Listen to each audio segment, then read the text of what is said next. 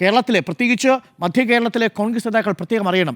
ഉമ്മൻചാണ്ടിയുടെ മനസ്സ് ആർക്കൊപ്പമായിരുന്നു? രാഹുൽ മാങ്കൂട്ടത്തിനോടൊപ്പമായിരുന്നോ? അല്ല, JS അഖിലിനെ യൂത്ത് കോൺഗ്രസിൻ്റെ അധ്യക്ഷനാക്കാമെന്നാണ് ഈ ഉമ്മൻചാണ്ടി ഷാഫി പറമ്പിൽ അടക്കമുള്ളവരോട് പറഞ്ഞിരുന്നത്. ആ JS അഖിലിനെ വെട്ടി രാഹുൽ മാങ്കൂട്ടത്തിനെ യൂത്ത് കോൺഗ്രസ് അധ്യക്ഷനാക്കാൻ ഷാഫി കാണിച്ച താല്പര്യത്തിനു പിന്നിൽ എന്താണ്? ഇപ്പോൾ രാഹുൽ മാങ്കൂട്ടത്തിൽ അവസാന നിമിഷവും കൈവിടാതിരിക്കുമ്പോൾ രാഹുൽ മാങ്കൂട്ടത്തിലിൻ്റെ ഫോണിലുള്ള രേഖകൾ ഭയക്കുന്നതാരാണ്? രാഹുൽ മാങ്കൂട്ടത്തിലിനെ കിട്ടിയാൽ രാഹുൽ മാങ്കൂട്ടത്തിലെ ഇടപാടുകളിൽ പാർട്ട്നേഴ്സ് ഇൻ ക്രൈം എന്ന് കരുതി ജയിലഴികളിൽ പോകുമെന്ന് ഭയക്കുന്നതാരാണ്? അവരാണ് യഥാർത്ഥത്തിൽ ഇപ്പോഴും രാഹുൽ മാങ്കൂട്ടത്തിലെ പുറത്ത് കളയാതെ അവസാനത്തെ നിമിഷവും സംരക്ഷിച്ചു പിടിച്ച് നിർത്തുന്നത്.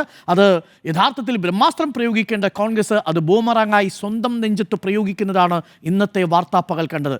എത്രയും വേഗം ഈ രാഷ്ട്രീയ മാലിന്യത്തെ നിങ്ങൾ പുറത്ത് കളയുന്നുണ്ടോ അത്രയും എളുപ്പം കോൺഗ്രസിന് ഈ പ്രതിരോധത്തിൽ നിന്ന് പുറത്തു വന്ന് CPM-നെതിരെ സർക്കാരിനെതിരെയുള്ള ക്യാമ്പയിനിൽ ശക്തമായി മുന്നോട്ട് പോകാം. ഇത് മുന്നോട്ട് പോകുന്തോറും കേരളത്തിലെ മാധ്യമവും പൊതുജനങ്ങളും രാഹുൽ മാങ്കൂട്ടത്തിലേക്ക് ശ്രദ്ധ കേന്ദ്രീകരിക്കും. അത് പാർട്ടിക്ക് അപകടമാണ് വരാൻ പോകുന്ന തദ്ദേശ തിരഞ്ഞെടുപ്പിൽ.